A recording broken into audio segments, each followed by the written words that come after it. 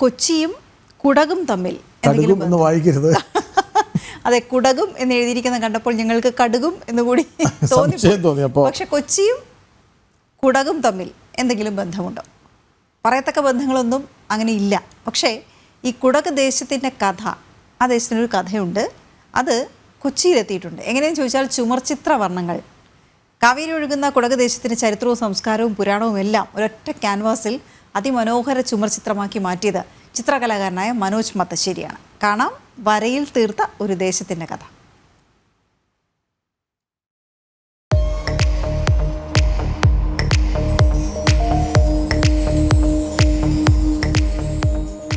ഈ കാണുന്നത് കുടകിന്റെ കഥയും ചരിത്രവുമാണ്.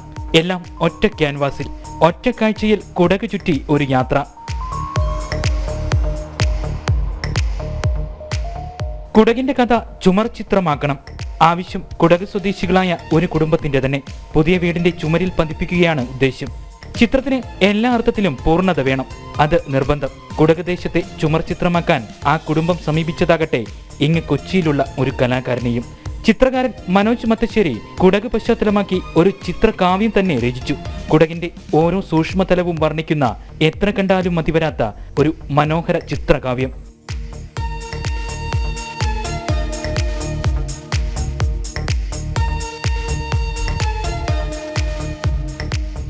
അഗസ്ത്യമുനിയും കാവേരിയും തമ്മിലുള്ള ബന്ധവും, കാവേരി നദിയുടെ ഉത്ഭവവും, തലക്കാവേരി ക്ഷേത്രവും, കുടകിന്റെ വേഷപ്പകർച്ചയും കാർഷിക സമൃദ്ധിയുമെല്ലാം ചിത്രത്തിൽ വിവരിച്ചിരിക്കുന്നതിനെപ്പറ്റി മനോജ് മത്തശ്ശേരി തന്നെ പറയും.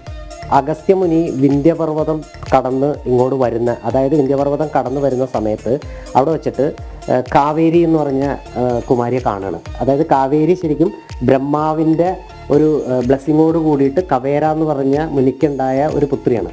അപ്പം കാണുകയും അങ്ങേരെ അതിൽ ആകൃഷ്ടരാകുകയും ചെയ്തോട് കൂടിയിട്ട് അദ്ദേഹത്തിന് കല്യാണം കഴിക്കണം എന്ന് പറയണം. അപ്പോൾ കല്യാണം നടത്തുന്ന സീനാണ് ഈ കാണിച്ചിരിക്കുന്നത്. കല്യാണം കഴിഞ്ഞിട്ട് ഇവർ തമ്മിൽ ഇവരുടെ ആ ഒരു ഹണിമൂൺ പീരീഡിൽ എന്ന് വേണമെങ്കിൽ പറയാം. ആ സമയത്ത് ഇവർ തമ്മിലൊരു കരാറുണ്ടായിരുന്നു. അതായത് ഒരിക്കലും എന്നെ ഒറ്റയ്ക്കാക്കിയിട്ട് പോകില്ല, ഒരു സ്ഥലത്തും അഗസ്ത്യമുനി പോകില്ല എന്ന് പറഞ്ഞിട്ടുണ്ടായിരുന്നു. പക്ഷേ അദ്ദേഹം കുളിക്കാൻ പോണ സമയത്ത് കയ്യിലുള്ള ഈ കമണ്ടലുവിൻ്റെ അകത്ത് ഈ കാവേരിയെ അടച്ചു വെച്ചിട്ട് ഇദ്ദേഹം കുളിക്കാൻ പോകും. കുളി കഴിഞ്ഞ് തിരിച്ചു വരുമ്പോൾ കാണുന്നത് കാവേരി ദേശത്തോട് കൂടിയിട്ട് അവിടെ നിന്ന് ഇറങ്ങിയിട്ട് ഒരു നദിയായിട്ട് ഒഴുകുകയാണ്.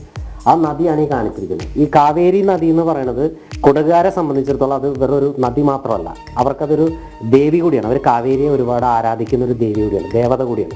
അതുകൊണ്ടാണ് നമുക്ക് കാണാൻ പറ്റും അവിടെ തലക്കാവേരി ഒരു വലിയ അമ്പലമുണ്ട്. പക്ഷെ നമുക്കത് കംപ്ലീറ്റ് ആയിട്ട് ആ തലക്കാവേരി ഇപ്പോൾ ഉള്ള രീതിയിൽ ചിത്രീകരിച്ചാൽ ഈ ചിത്രത്തിൻ്റെ ഭംഗി പോകും. അതുകൊണ്ട് അതിൻ്റെ പ്രധാനപ്പെട്ട ആ ഒരു ശ്രീകോവിലിരിക്കുന്ന സ്ഥലം മാത്രം വരച്ചിട്ട് അവിടെ പ്രതിഷ്ഠ ചെറുതായിട്ട് കാണിച്ചിട്ടുണ്ട്. അവിടെ നിന്ന് കാവേരി നദി ഇങ്ങനെ ഒഴുകുന്നതാണ് ഇതിലെ പ്രധാന പ്രമേയം. അതാണ് ഇതിലെ ഐതിഹ്യം പറയുന്ന ഈ സൈഡ്. ഇപ്പുറം അവരുടെ കൾച്ചറാണ് ചെയ്തിരിക്കുന്നത്. അതായത് കുടകിൽ അവരുടെ ആണുങ്ങൾക്കാണെങ്കിലും സ്ത്രീജനങ്ങൾക്കാണെങ്കിലും അവർക്ക് അവരുടേതായിട്ടുള്ള ഒരു ഡ്രസ് കോഡ് ഉണ്ട്. ആ ഡ്രസ് കോഡ് വെച്ചിട്ട് മാത്രമേ അവരുടെ ട്രഡീഷണൽ പ്രോഗ്രാംസ് എല്ലാം ചെയ്യുള്ളൂ. ഈ സാരി തിരിച്ചുകൊടുക്കുന്നത് പോലും കാവേരി പറഞ്ഞതനുസരിച്ചിട്ടാണെന്നാണ് പറയുന്നത്. സാരി തിരിച്ചുകൊടുത്താൽ കാവേരി അതിൽ കൂടി ഒഴുകാം, അല്ലെങ്കിൽ ഞാൻ ഇവിടെ നിന്ന് പോകുമെന്ന് പറഞ്ഞതനുസരിച്ചിട്ട് തിരിച്ചുകൊടുത്ത രീതിയിലാണ് ഈ സാരിയിൽ ഈ സ്ത്രീകളെ മുഴുവൻ ചിത്രീകരിച്ചിരിക്കുന്നത്. മാത്രമല്ല ആണുങ്ങളാണെങ്കിൽ അവർക്ക് അവരുടേതായിട്ടുള്ള ഒരു ഡ്രസ് കോഡുണ്ട്. തലയിൽ മാനിൻ്റെ കൊമ്പ് വെച്ചിട്ടുള്ളൊരു ഡാൻസ് അവരുടെ പ്രധാനപ്പെട്ട ഒരു ഫോമാണ്. ആ ഡാൻസ് ഫോം കാണിച്ചിട്ടുണ്ട് ആണുങ്ങൾ. പിന്നെ അവരൊരു നമ്മളുടെ കയ്യിലുള്ള ഉടുക്ക് പോലുള്ള ഒരു ചെറിയൊരു ഡ്രം പോലൊരു കാര്യത്തിൽ അവർ ചെറിയ വടി വെച്ച് കൊട്ടുന്ന ആണുങ്ങളുടെ മറ്റൊരു ഡാൻസ് ഫോമിൻ്റെ ഒപ്പം അവർ ഋതമായിട്ട് യൂസ് ചെയ്യുന്നതാണ്. അത് ചിത്രീകരിച്ചിട്ടുണ്ട്. പിന്നെ കാണാം കാപ്പിയാണ് അവിടുത്തെ പ്രധാനപ്പെട്ട ഒരു വിള. ഈ കാപ്പിത്തോട്ടങ്ങളാണ് ഇതിൻ്റെ ബാക്കിൽ കാണിച്ചിരിക്കുന്നത് മുഴുവൻ. അപ്പോൾ അതുകൂടാതെ കാട് കാണിച്ചിട്ടുണ്ട്. കാടിൻ്റെ അപ്പുറത്ത് നമ്മൾ കാട്ടുപോത്ത് കാര്യങ്ങളൊക്കെ കാണിച്ചു. പിന്നെ പ്രധാനപ്പെട്ട ഒരു കാര്യമാണ് അവർക്ക് നെല്ല്, അവരുടെ വയലുകൾ, അവരുടെ കൃഷി എന്ന് പറയുന്ന പ്രധാനം. അപ്പോൾ കാർഷികമായിട്ടുള്ള ആ ഒരു സംസ്കാരം കൂടി കാണിക്കണം എന്ന് പറഞ്ഞനുസരിച്ച് നമ്മൾ കാപ്പി, നെല്ല് എല്ലാം ഇതിൽ ആഡ് ചെയ്തു. മാത്രമല്ല ഇവിടെ നിങ്ങൾക്ക് ഒരു തെയ്യം കാണാൻ സാധിക്കുന്നുണ്ട്. നമ്മുടെ ഒരു തെയ്യ രൂപം, നമ്മളുടേതായിട്ടുള്ള രീതിയിലുള്ള ഒരു തെയ്യം അവിടെയും ആരാധിക്കുന്നുണ്ട്. അതായത് വിന്ധ്യപർവ്വതം, കുടകുമലകൾ കടന്നുപോയ ഒരു തെയ്യമുണ്ട്.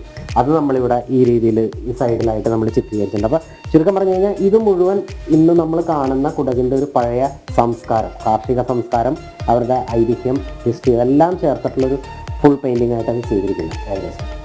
മനോജ് മത്തശ്ശേരിയുടെ വ്യത്യസ്ത കലാസൃഷ്ടികൾ നേരത്തെയും ശ്രദ്ധ നേടിയിട്ടുണ്ട്.